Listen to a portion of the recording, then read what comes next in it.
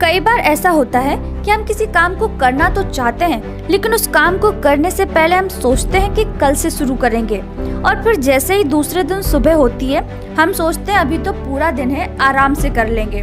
फिर सोचते हैं दोपहर को कर लेंगे, फिर थोड़ा सो लूं उसके बाद करता हूँ, वरना फिर नींद आएगी और काम में मन नहीं लगेगा।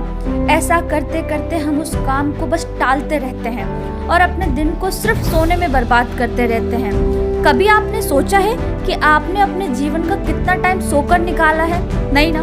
चलो मैं बता देती हूँ। एक इंसान अपने जीवन के 26 साल सिर्फ सोकर निकाल देता है, यानी कि अपने पूरे जीवन का 1/3 हिस्सा होता है जो। सोना जरूरी है, मैं ये नहीं बोल रही कि सोना नहीं चाहिए, बल्कि सोना बहुत जरूरी है। हर इंसान को कम से कम 8 घंटे तो सोना ही चाहिए, क्योंकि सोने से ही हमारे दिमाग को रेस्ट मिलता है, जो हमारे लिए उतना ही जरूरी है जितना हमारे शरीर के लिए पानी का होना।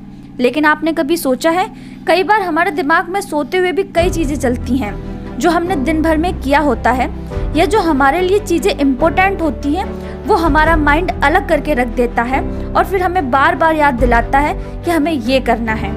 सोते वक्त हमारा पूरा शरीर रेस्ट करता है और हमारा दिमाग हमारी पूरी बॉडी को रिपेयर करता है। सोते वक्त हमारे माइंड नेगेटिव चीज़ों को रिमूव करता है और फिर जब हम सोकर जगते हैं तो खुद को फ्रेश और एनर्जी से भरा हुआ पाते हैं। इसलिए हमारे शरीर को सोना बहुत जरूरी है। लेकिन एक बात याद रखना कि नींद आने पर सोना बिल्कुल सही है, लेकिन बिना नींद आए बिस्तर पर पड़े रहना ना तो हमारे शरीर को ना ही हमारे माइंड को जरूरी है, बल्कि ये निशानी है आपके आलस की, काम न करने की, बहाने की, अपने टाइम को बर्बाद करने की। जैसे आप मुझे तो नींद आ रही है ये कहकर छुपाने की बस कोशिश करते हो।